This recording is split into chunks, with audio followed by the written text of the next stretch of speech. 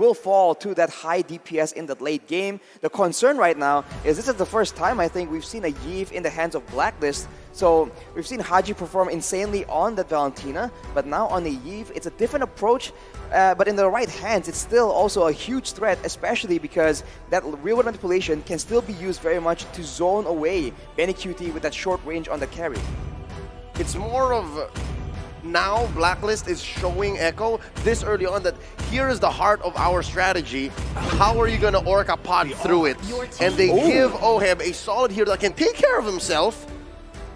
And laning-wise, I played this several times in ranked. It's okay. I think Brody versus Carry is okay. I actually like it. I really do, because having Oh My Venus with the S's could heal up the Brody, and then it just becomes a point of once the Brody has two items, a Malefic Roar, a Blade of Despair, if you want a cheaper alternative, then you can switch out the Blade of Despair with a Hunter Strike, and with all of that penetration and that raw physical attack, you should have enough damage to potentially kill Benny QT. Teamfight-wise as well, you have to just make sure that there's more left in the tank and you don't break up the Ube, because Sanford is so good at that. They have to watch out. Now they're going to wrap up their whole draft. Echo picks up the Lilia and the Grok. It's Lilia and Grok, so not as much tanky heroes, but a lot of damage. And this reminds me of game number 3, where Echo were able to get Joy and Carry, and that mixed DPS, magical and physical, was just a lot to deal with. But I think Blacklist want to go head-to-head. They go with the same kind of combination, right? Long-range physical and magical, 3 solid front lines. Now looking at the draft, when I see a Lilia, when I see a Grok, if they have the cojones, they could just be like, I'm going to clear my lane very fast. It's going to take a while for my minions to come back to my lane. I might as well just spend time in the jungle. I'm looking at the draft. There is the possibility, the opportunity to forget your laning phase and go to the jungle. We're going to see if that's going to happen. By the looks of things, we're not even sure where that Joy is going, right? Carl Tizzy has, in the world stage, played a jungle Grok, so it'll come down to when we enter the Land of Dawn to confirm and to have expectations. Now, we finally see the cheers, the roars, and now the final game of the day between Blacklist International going up against Echo. Whew. Early on, let's take a look at that battle spell. It's going to be Sanford on that Joy, so the very oppressive EXP laner with the Vengeance yet again. And it will be Carl Tizzy playing that Grok in the jungle. Let's see if this unorthodox pick really pays off. Note though, Edward is going with the sprint, first of all, and Haji has the Impure Rage, so he might just go for something a lot more aggressive. And there we go.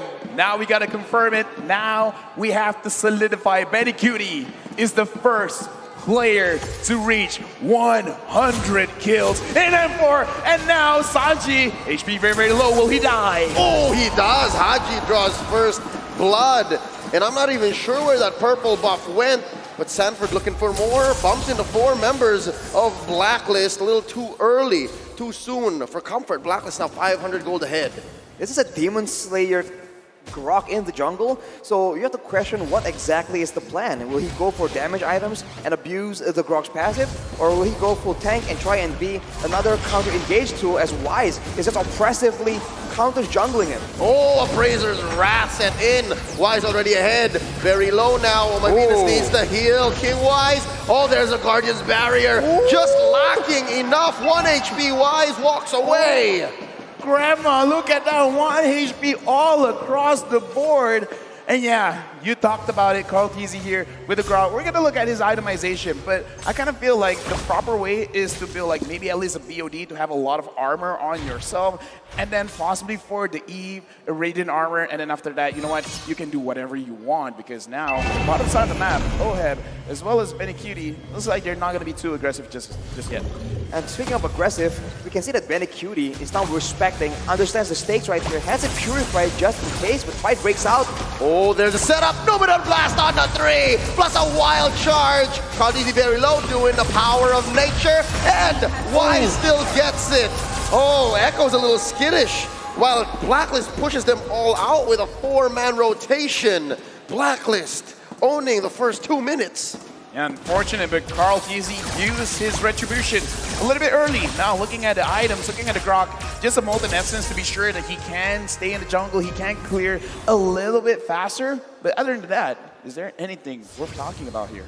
I guess for both mid laners, they want to spam spells out, so they're building towards the Enchanted Talisman, which will be a big factor here, because later on, there's going to be a lot of long-distance fights, but you can see that Haji actually has a lot more gold compared to Sanji because of that roam early on that did not pay off, so that's a bit unfortunate. But Blacklist here will be the one controlling the tempo, as Echo is just waiting for an opportunity, I guess, to go for a big fight in the mid-game, perhaps once the turtle spawns.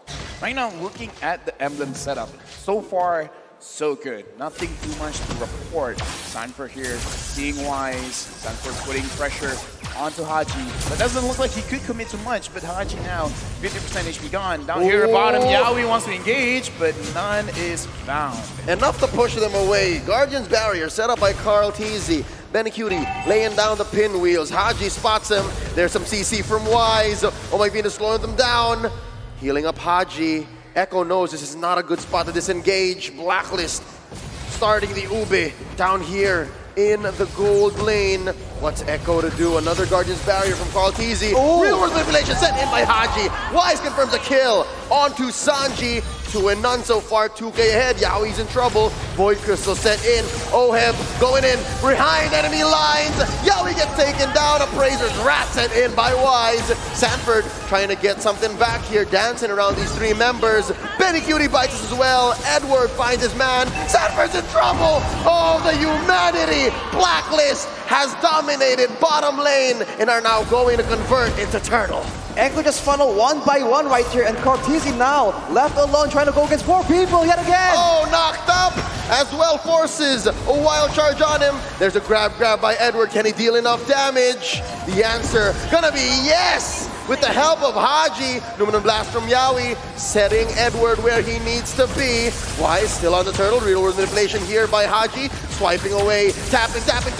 Get this man down goes Sanji. Sanford does shut down Haji though. Too late for that turtle shield, and Oh My Venus could not heal Haji. The KDA machine suffers its first death. Excuse me, Kada Machine. Right now, Oh My Venus 0-0-7, 100% kill participation. And it's very easy to do that when you're all clumped up together. 5 man, walk down, make sure we're gonna stay here and we're not gonna go home empty-handed. Looking at the items now, Oheb already having that Blade of Despair. That's a lot of damage. It's big damn, like Nice likes to say. But Haji has rushed the Ice Queen's wand because he has a bit more mana regeneration from the Impure Wrath emblem. So this is why he went for it. It's a more aggressive choice that allows you to have a lot more crowd control, a lot more damage early on in the game. And you can see that it's paying off. And now Wise is just pushing the advantage again.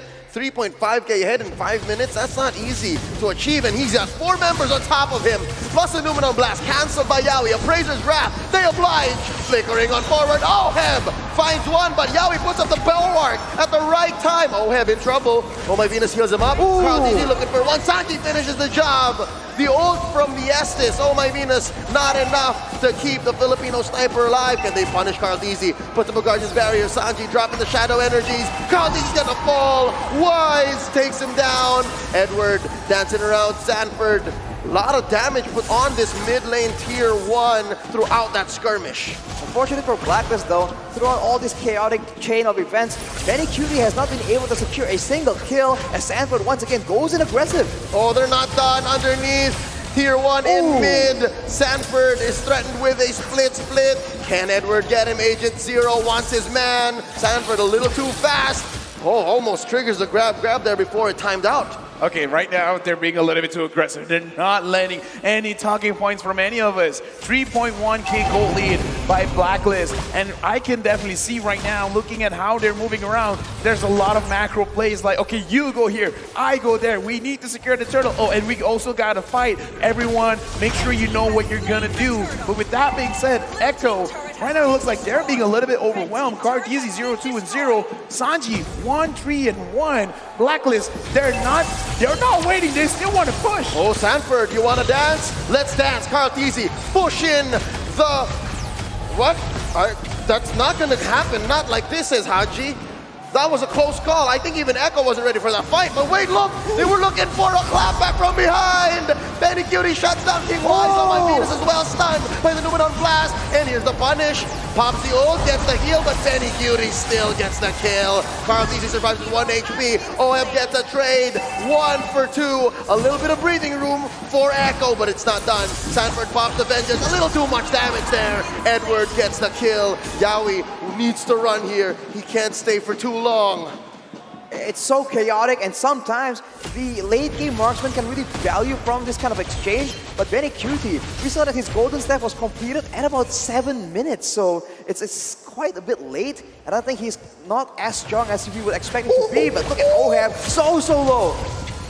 That was so close, but right now Edward moving forward, putting a little bit of pressure onto Sanji. Now Echo, especially how Sanford is playing the Joy, I think they can still fight this one, which, side note, whoever named this hero Joy, I don't know, I kind of feel like it's lie because this is more like a frustration than joy. Exactly, it's kind of sarcasm, irony, whatever you want to call it. It's just not a joyful experience going up against this Joy. It's an irony. It's an irony. Look at Haji though, that is pain, man. 2 of the ones completed. He has slow and he has that extra bit of DPS coming in, and any kind of tanky member, Cartesi as well as Yawi, will be suffering from that poke damage. Oh, look at the setup by Yawi. Comes in, Flicker with the Numenon Blast, and Benny Cutie shredding Wise. He's gonna get out of here. Oh my Venus able to get in the heal. Haji goes down. Sanford, mission accomplished. That's 1 man down from Blacklist International, making this Lord a trivial pursuit for Blacklist. I'm not sure if they want this. They're still going. Oh my Venus healing up Wise. Blacklist not backing down. That's a Joyford, because right now Sanford with this Joyford is really putting too much pressure onto Blacklist because they want to stick together, but the more they stick together, the more they're absorbing a little bit too much damage. Now Carl Teasy is giving a lot of information. No one knows that Yawi is there. Blacklist right now, they're gonna get engaged. They stun Ohab, and they're gonna knock him up with a wild charge. Benny Cutie gets the kill. Oh my Venus tried. They really did. And now Haji's gonna keep Sanford down. Pops the Vengeance. Another man advantage for Echo. But what do they make of it? Ooh, it's just so difficult. They can't really fight without Ohab here. He's one of the core damage dealers in this early game on that early game hero, the Brody. He also provides a good deal of crowd control. So without him around, it's just so difficult for Blacklist to try and get a dominant control over the Lord Pit. And Echo, they realize this chance and they're trying to look for another pick. Conceal. They get the stun onto Edward. They collapse on him, forcing a split. Guardian's Barrier put up by Carl Teasy. This whole time Wise, start of the Lord with the pull. It gets reset. And right now, look at Sanford. Look at Betty Cutie. This is the one's gonna make the play happen. Edward dashing forward. Carl Teasy getting damage on Ohab, fighting. Torn apart memory, Pop and Carl Teasy, and that gives Blacklist a clear go signal. Yawi with the Numenon Blast, only stunning Agent Zero. Oh my Venus with the ult, healing them up. Haji putting up a barrier. You are not going through the real world manipulation. We will take Lord. All this while, OM pushed mid. Blacklist wastes no time at all, getting the Lord, getting turrets in the same breath as well. The top side though, that's a huge wave that will take a turret down for Echo. So a silver lining for the Orcas, but they need to find a way to fight in a more reliable fashion. Is it just me, or is Echo always setting up for a split push win? I don't know, man, because right now, Blacklist, it looks like they got to have their cake and eat it too. If Echo is really setting up for this potential split, they gotta make sure that 3 or 4 members can hang on to the entire team of Blacklist that is coming down bottom. Looking like they're putting pressure. Oh, Yawi's in front. Real Revelation set in by Haji, and there's a split already by Edward breaking them up. Yawi gets pulled in. Lord still swinging away. There's a wild charge, plus a Numenon Blast, but Yawi already bites it. Appraiser's Wrath. Set Caldeezy down low enough for Oheb to finish him off. That's 3v5. Blacks International slowly but surely marching through this bottom lane inhibitor. Ladies and gentlemen, this is not looking good for Echo. 2 members down. They can see they're gonna try and defend their mid base tower. The Blacklist, they're moving so quick, and they might still keep going. Oh no, there's not enough AoE here. Another torn apart memory. Haji pops a real world manipulation. Down goes Sanford. Sanji's gonna fight it as well. Haji takes him down. And Blacklist International is the first Filipino team to confirm a grand finals spot. Right now, looking in the room, looking inside the stage. This, again, the more we look at it, the more possibility, like, there is a chance back to back champions. That will be a chance for Blacklist International to make history if it all plays out like we mentioned, Mabel. But man, it was a tough fight against Echo right here, but they come out on top through all the struggles, through all the adaptations, all the confusion. They eventually still reign supreme on the top in the first part of the Grand Finals. As the line from MPL Philippines Season 8 rap battle goes, most dominant team in the game, watch this. They are so close to, again, breaking even their own records. First team to win an M Series championship, coming back to the next year's World Championship. Now, they might even go back to back. Yeah, and again, Wise is encouraging the crowd. It's like, yeah, come on, cheer for us.